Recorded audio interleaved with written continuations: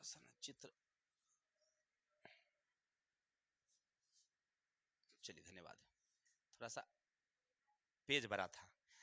चलते हैं मेरे भाई, क्वेश्चन नंबर 4 क्या कहता है, वास्तविक और आभासी यानी काल्पनिक प्रतिबिंब में क्या अंतर है। परीक्षा में पूछता है, बराबर पूछता है, तो याद रखना, वीवीआई क्वेश्चन में रखना। और जो भी क्वेश्चन हम लोग पढ़ रहे हैं ना, जैसे पहला हम लोग अभिसारी अपसारी पढ़े थे, वो ज्यादा वीवीआई है। दूसरा जो पढ़े आप पारदर्शी और अपारदर्शी, उतना नहीं पूछता है, ठीक है।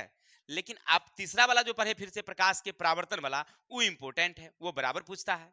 अब आ गया यहाँ वास्तविक और आभासी प्रतिबिंब, तो इसके बारे में पूछता है, तो बराबर पूछता है।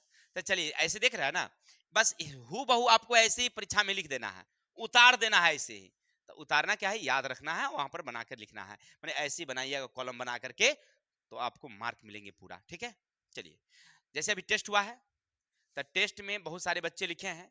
द्रक्षा जो लिखे है ना, बहुत सुंदर ढंग से सजा के लिखी है, बहुत सुंदर सजाई है वो, एग्जाम पेपर को सजा दी है वो।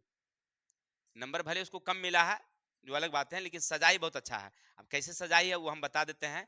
जैसे वो ऑब्जेक्टिव बनाई है, लाइन से ऑब्जेक्टिव बनाई, फिर नीचे जब आई है वो, तो वहां से लिख दी है अति लघुतरीय प्रश्न, फिर लाइन से उसको लिखी है, फिर वहां से गई है तो फिर लिख दी है वहां पर लघुतरीय, ठीक है ना। फिर दीर्घोत्तरीय जहां से बनाई है वहां से दीर्घोत्तरीय लिख दी है, और सबको अच्छा से लिख करके अच्छा से बनाई है, एकदम सजा सजा के, नंबरिंग बड़ा अच्छा से की है। यानी कहने का अर्थ है कि थोड़ा सा आप लोग भी लिखिए तो थोड़ा सजा कर लिखिए, तो नंबर मिलेंगे ज्यादा, ठीक है। चलिए आगे चलते हैं। वास्तविक और आभासी प्रतिबिंब निम्न अंतर है, क्या अंतर है, तब पहला वास्तविक प्रतिबिंब, देखिए किसी बिंब से प्रकाश किरणें, सॉरी, किसी बिंब से आ रही प्रकाश किरणें दर्पण पर पड़ती है, दर्पण से परावर्तन के बाद मुख्य अक्ष के जिस बिंदु पर कटती है, इससे जो आकृति या छाया बनती है, उसको कहते हैं हम लोग वास्तविक। जैसे समझिए कि मान लीजिए, जैसे ये हमारा क्या है भाई, दर्पण, ये हमारा क्या भाई, दर्पण है, समझिए। और ये हमारा मुख्य अक्ष है, ये हमारा क्या है, किसी बिंब से आ रही प्रकाश किरणें ऐसे आई, तो यहां से वह लौटेगी, तो जहां कटती है, इससे जो आकृति बनेगी उसको कहेंगे हम लोग वास्तविक प्रतिबिंब। दूसरा, यह हमेशा उल्टा होता है, वास्तविक प्रतिबिंब हमेशा क्या होता है मेरे भाई, उल्टा होता है।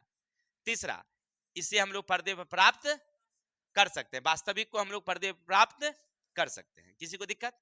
अब आगे चलेंगे। अब आभासी में मान लीजिए ये हमारा क्या है, एक दर्पण है। अब किसी बिंब से आ रही प्रकाश किरणें दर्पण पर जाएगी, दर्पण से परावर्तन के बाद मुख्य अक्ष पर कटती हुई मालूम पड़ती है, वहां पर लिखेंगे कटती हुई, इससे जो आकृति बनती है उसको कहते हैं हम लोग आभासी या काल्पनिक प्रतिबिंब। या हमेशा सीधा होता है, आभासी हमेशा क्या होता है, सीधा होता है, और इसे हम लोग पर्दे पर प्राप्त नहीं कर सकते। किसी को डाउट, इतना लिख दीजिएगा, तो आपको फुल जो मार्क रहेंगे वो मिल जाएंगे। हाँ, अक्षर में शुद्धता और सुंदरता दोनों रहनी चाहिए। चलिए, तो उम्मीद है